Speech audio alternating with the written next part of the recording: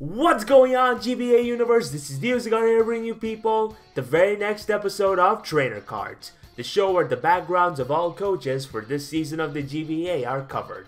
As far as today's episode goes, we're going to be taking a look at none other than one of the GBA originals, TomZ and the San Jose Sharpedos. Before I start, I think I should mention that since Tom's season is already over, data from this season will be considered as well when mentioning his details. So without further ado, let's get this show on the road! Tom is a man who, as I mentioned, has been around since the very first season of the GBA. He's competed there for 3 straight seasons before taking a hiatus and making his return in the season 6 of the GBA. Since then, he's competed in every single season after.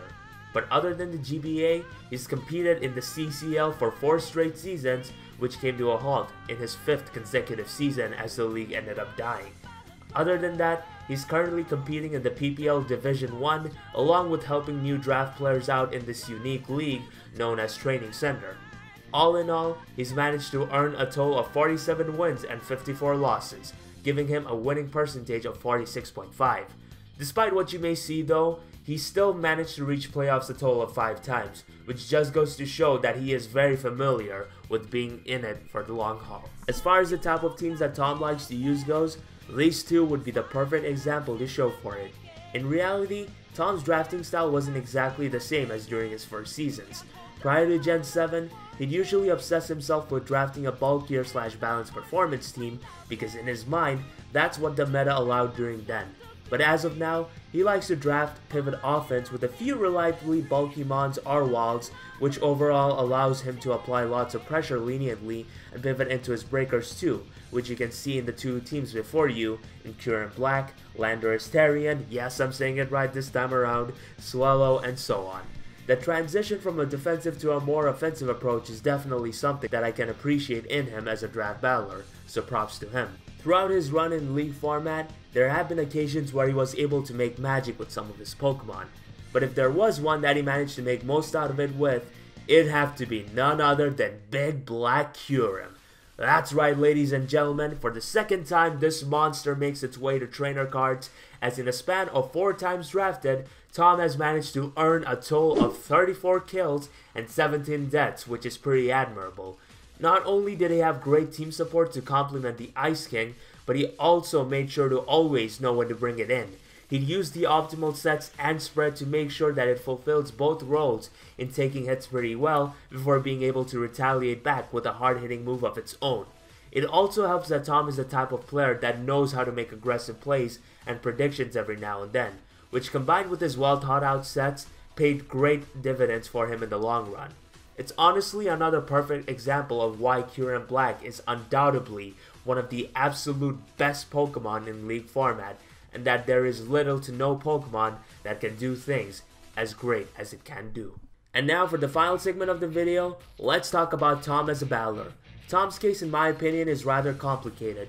You see, he is undoubtedly a very talented player that's capable of taking on and beating the best of him on his finest day.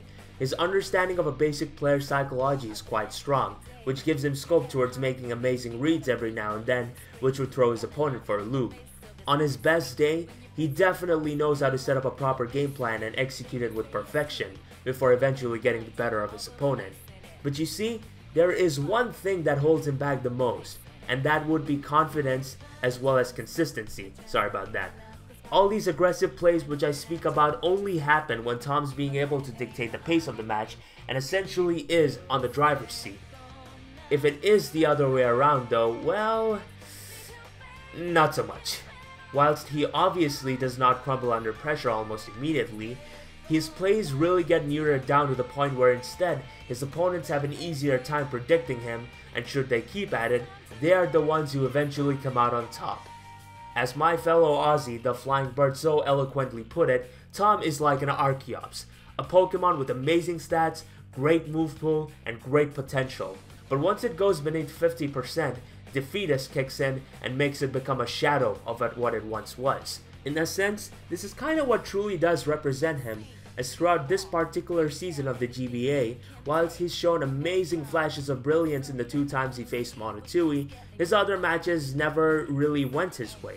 His building as well hasn't necessarily been the best either, because as great of an offensive prowess his draft had, the consistent weakness to stealth rocks, the team structure which forced him to run defog, rotom, wash almost every single week, and overall, his prep being rather predictable and repetitive is what shot him in the foot big time.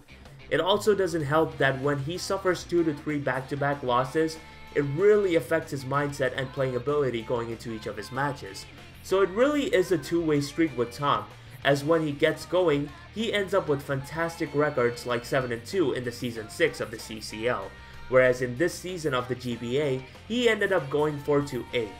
Despite this level of inconsistency, Tom is still a great player that's capable of hanging with the best of them, a very helpful person who's always willing to provide very insightful help to up-and-coming draft players, as along with us analysts, and I genuinely believe that if he does learn to not let his past losses affect his future games and how he plays, drafts a proper team that does not force some of his Pokemon to run a certain set almost every single week, he for sure will be one very strong force in the GBA that's more than good enough to be a solid contender for the GBA title. So yeah, that's basically all there is to it for this episode of Trainer Cards. I hope you all enjoyed, and if you did, feel free to drop a like on this video and let me know in the comment section down below what are your thoughts on TomZ and the San Jose Sharpedos in general. I have no idea why my accent just changed momentarily, but either way, I'm your host TheUzigunner, and I'll see you all next week for the final episode of Trainer Cards. Peace!